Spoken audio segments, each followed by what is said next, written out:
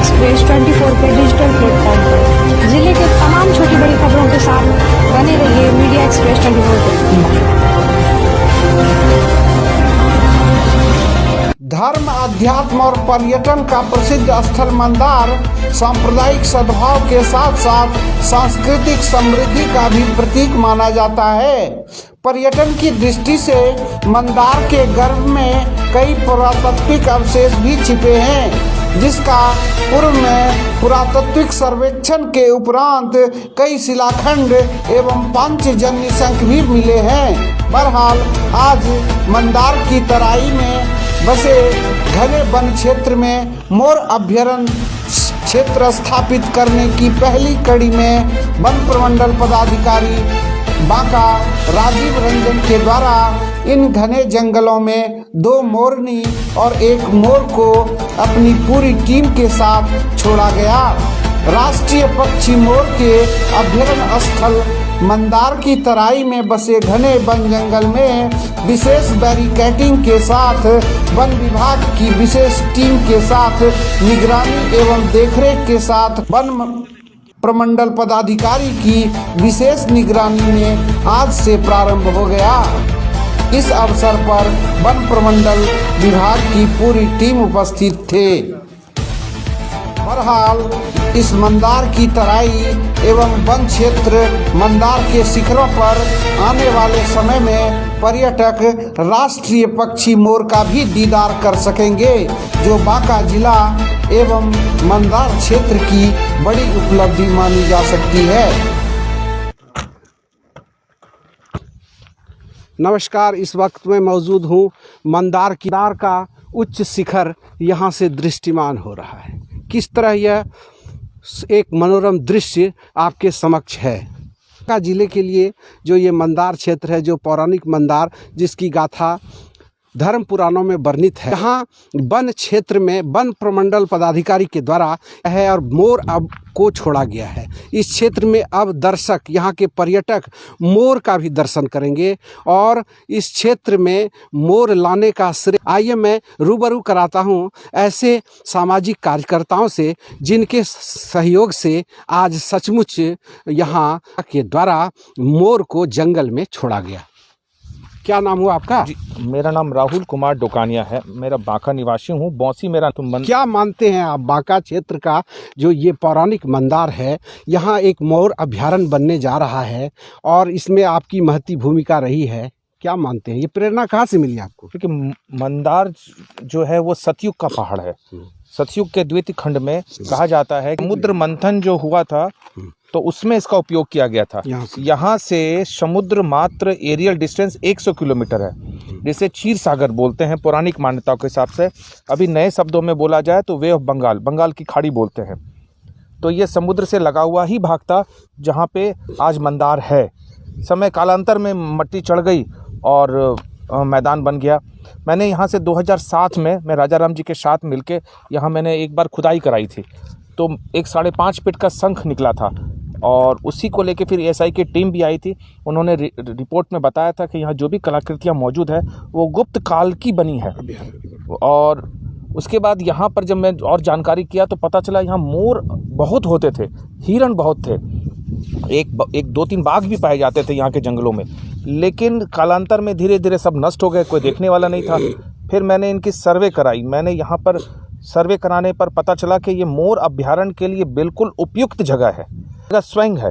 मंदार से समुद्र मंथन हुआ था और बांका मेरा घर है। यहाँ जो कुछ डेवलप होगा, यहाँ पर्यटन बढ़ेंगे, देखने के लिए मोर मिलेगा, वो आनंद जो आएगा वो भी एक इस पर्वत पर मोर का दिखना एक अनुपम छटा, अनुपम शोभा दिखेगा। क्या मानते हैं आप सचमुच में? भगवान मधुसूदन की कृपा से और उनकी प्रेरणा से, राहुल भैया के प्रयास से यह एक अद्भुत घटनाक्रम मंदार क्षेत्र में होना है। मंदार क्षेत्र में जो जानवरों का एक अभयारण्य बनना है, इससे इसकी प्राकृतिक छटा और यहाँ का महत्व काफ़ी बढ़ जाएगा और इससे जो आनंद की अनुभूति होगी वो अद्भुत होगी। क्योंकि जैसा कि अपने शास्त्र में है कि हर जगह प्राण वायु हर जगह है, तो मोर अभयारण्य होने से निश्चित रूप से इस क्षेत्र का काफ़ी विकास होगा और यहाँ के लोग काफ़ी आनंदित होंगे। सरकार के द्वारा जो योजना है कि पर्यटन क्षेत्र को विकसित करना है, राष्ट्रीय पक्षी मोर इस क्षेत्र में आना, क्या सचमुच आप मानते हैं कि बहुत बड़ी उपलब्धि है? निश्चित रूप से राष्ट्रीय पक्षी के रूप में मोर का यहाँ आना इस मंदार क्षेत्र के लिए एक नयापन और एक अद्भुत विषय होगा और अद्भुत अनुभूति होगी। यह हृदय को रोमांच करने वाला विषय है कि इस क्षेत्र में अब हम लोग मोर अभयारण्य का दर्शन कर पाएंगे। आज इतना ये अद्भुत दृश्य है जो हम लोग मंदार की तराई में ये आज विभिन्न दृश्य को अपने कैमरे में कैद कर रहे हैं। सचमुच ये प्राकृतिक सौंदर्य का ये स्वरूप आप देख सकते हैं कि किस तरह ये दिखाई पड़ेगा। और मैं आपको बताना चाहता हूँ कि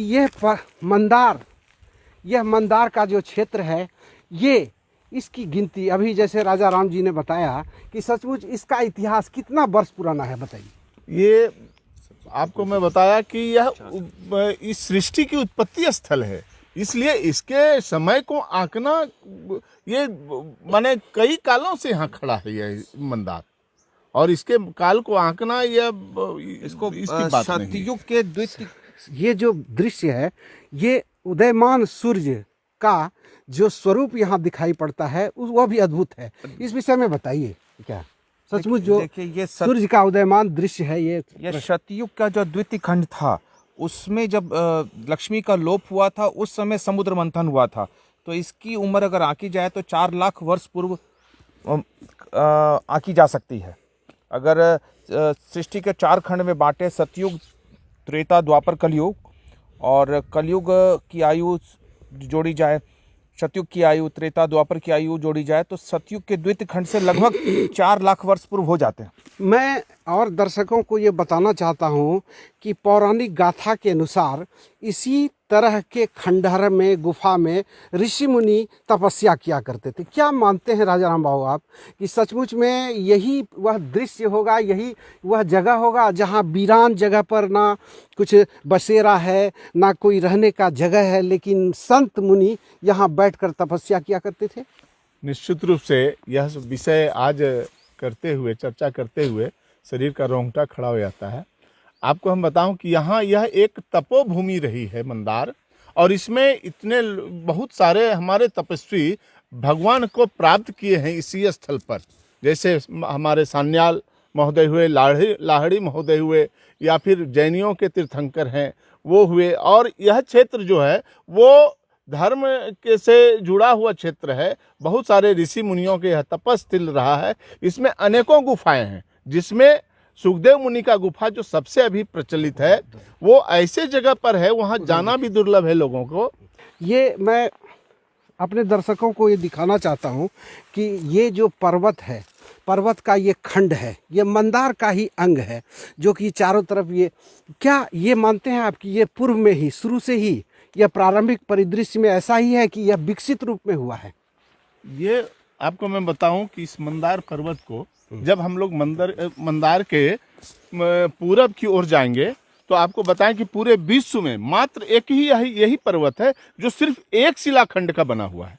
पूरे विश्व में आपको कहीं भी टॉप टू बॉटम, नीचे से लेके ऊपर तक एक खंड का, एक शिला का पर्वत कहीं नहीं मिलेगा।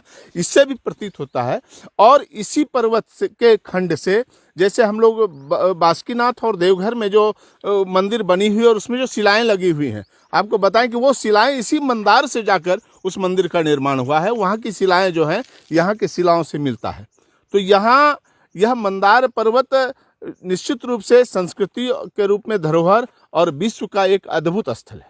संस्कृति के रूप में धरोहर, ये जो आज का दृश्य है ये आप देख सकते हैं। राहुल जी, क्या मानते हैं आप कि जो ये पर्वत का जो ये खंड है, ये उसी पत्थरों का, उसी का अंश है या सिर्फ ये अलग से विकसित हुआ है? अगर ढंग से जांच हो, हमने बोरिंग कराई थी अपने बांका में, जो यहाँ से 15 किलोमीटर है, तो उसमें से जो पत्थर निकला उसको मैंने देखा तो पता चला कि बांका जो शहर बसा है ये मंदार के ऊपर ही बसा हुआ है। मंदार बहुत बड़ा पहाड़ है, लेकिन कालांतर में मट्टी चढ़ते चढ़ते अब केवल इसका शिखर ही दिखता है।